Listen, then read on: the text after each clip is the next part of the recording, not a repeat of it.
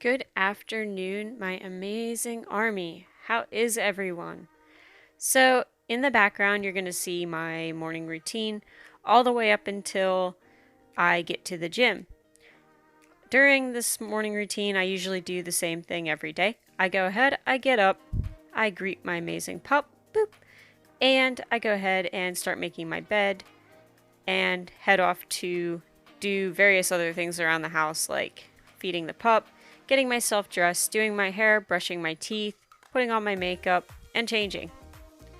So during this video, I'm going to go ahead and I'm going to explain a little bit about myself. I am 26 years old, almost 27, and I have been disabled since 2011. Now, in my intro video, I briefly touched on what had happened to me, but I'm going to go ahead and expound upon that a little bit further. So, in 2011, I was 18 and I was just beginning my first semester of my first year of college when I was living in Pennsylvania. And it was that August when I got sick. It was something simple. It was just a sinus infection, kind of like a cold. And I didn't really think much about it, though it really wasn't going away. I went off to school and I was there for roughly 2 or 3 weeks when around the beginning of September I started to notice some weakness in my left foot. It started with me just tripping and falling a lot, and I thought, oh my goodness, I'm so clumsy, or I'm thinking so much about school that I can't focus and I'm just all over the place. I really didn't think anything of it. So that went on for about a day or two, and then I noticed my other leg started to get weak. It was dragging, I was unable to pull my toes up towards my knee, and it became pretty worrisome. So I went to a doctor's office, and they sent me to the hospital thinking, oh my gosh, there's something really wrong with this girl. An 18-year-old shouldn't be having these kind of issues. So whenever I went to the local hospital, they accused me of seeking drugs, because there's no way that an athletic 18-year-old should be having these kind of issues. So they accused me of looking for drugs, which, mind you, I've never taken a hard drug in my life, and I can still say that proudly at 26 years old, that I've never taken a hard drug in my life. I've not even partied. So it was pretty frustrating for them to treat me that way, given that they didn't even know who I was. So they sent me home with, I believe, Tylenol, if I'm not mistaken, and I had to continue about my week, despite having this weakness in my legs and the constant tripping and falling. On September 26th of 2011, I was in my dorm room and I had the most excruciating migraine I've probably ever had. It was to the point to where light and sound were bothering me, and that is not something that I deal with on a normal basis. So, in an effort to curb the pain, I tried to lay down. I took some of the Tylenol that I was given, and I just remember that it felt like I was receiving a really tight hug around my midsection. And I thought that was strange, but again, I didn't really take drugs, and this was Tylenol with codeine in it, so I thought, okay, maybe it's just the codeine. I've never dealt with that before. And so I went to sleep. Well, when I woke up, I couldn't move my legs, I could hardly move my arms, and I was panicking so bad. Fortunately, a friend of mine was supposed to come over, and we were supposed to go have lunch, so when I wasn't answering my phone, she found out how to get into my room and was able to come in and call an ambulance. I was taken to the local hospital again, who this time fortunately took me seriously, and I was taken to another hospital in a larger city closer to us, which has a level 1 trauma facility and better diagnostic tools to try to diagnose what was going on. Long story short, and a couple of months later, I was diagnosed with transverse myelitis of the T11L3. So I am technically a T11L3 incomplete paraplegic, but I also have a lesion in my quadriplegic area. So I have a lesion on my C6, C7, which is the lower part of my neck, and that is considered incomplete quadriplegia. So because quadriplegia is more disabling than paraplegia, I'm actually considered an incomplete quadriplegic. But you wouldn't even know because, as you can see in this video, I'm pretty mobile. My hands function pretty well. The residual factors that I have left over from the quadriplegia are the fact that I can't feel the last two fingers on each hand, and I can't feel anything on the outside of my arm all the way up into my shoulder. I also have trouble with some fine motor skills like picking up pennies or cards or small things like that. So after I was diagnosed, this was when I was 18, as I said. I was in my first semester, my first year of college, on a college campus that isn't the most accessible place in the world. We actually still had two buildings on our campus that did not have elevators at the time. So in those buildings, I actually had to, ahead of time, find out if I was in an accessible room.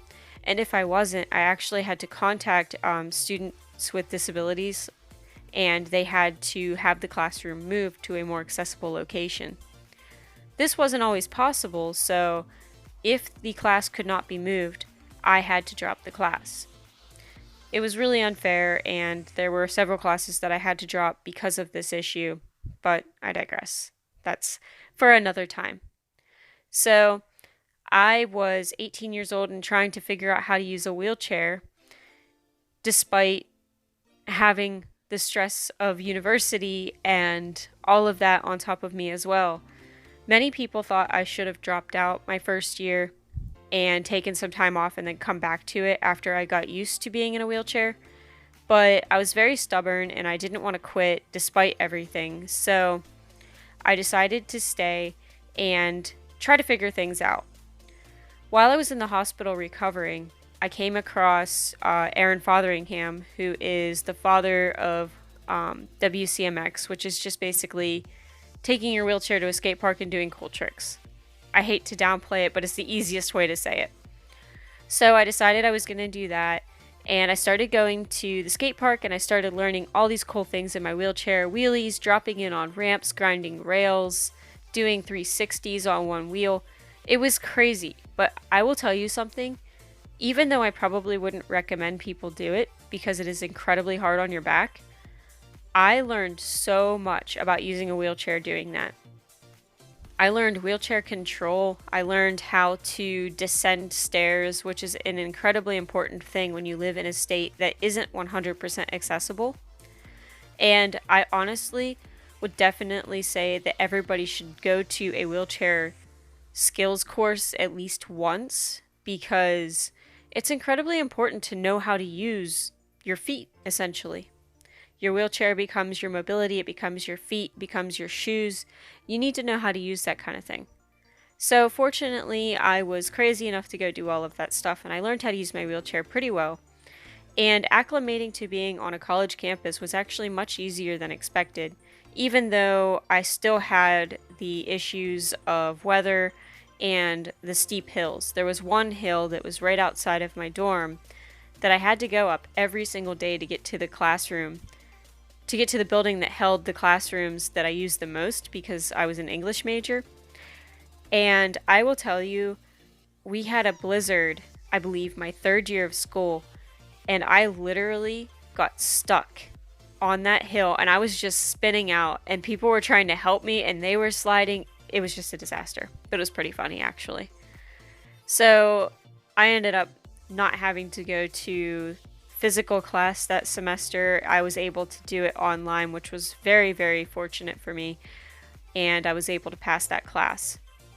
Unfortunately, before I had a chance to graduate with my degree, I was diagnosed with cancer, and because I had to receive chemotherapy and the issues with my immune system, I had to drop out, and I actually only have roughly 6 credits left before I get my degree. So after I was able to figure things out and learn how to use my wheelchair, I continued to do school and actually felt pretty good about things for a while there.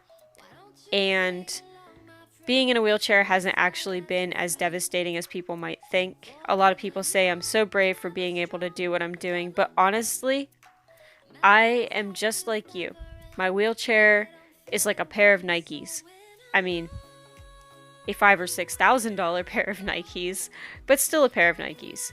So, when you get up in the morning and you go and you put your shoes on, when I get out of bed in the morning and I go and I put my butt in my seat, it's the same thing, honestly.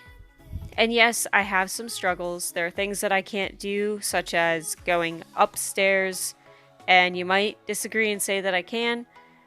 I choose not to. I can't reach certain things, and certain terrains are bothersome for me. But the honest truth is, I wouldn't change it for the world.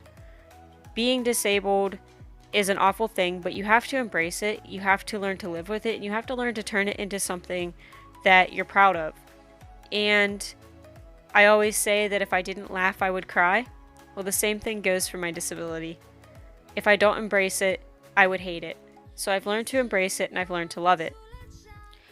I really hope that was helpful for everyone, and I hope you enjoyed this segment. I really appreciate you stopping by and taking interest in my channel. If you could do me a huge favor and like, subscribe, and comment. Comments are super helpful.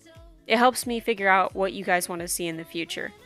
Please don't forget to check out my Patreon. I love having new patrons, and I hope to see you guys in the next video. Thank you so much, and remember, stay strong.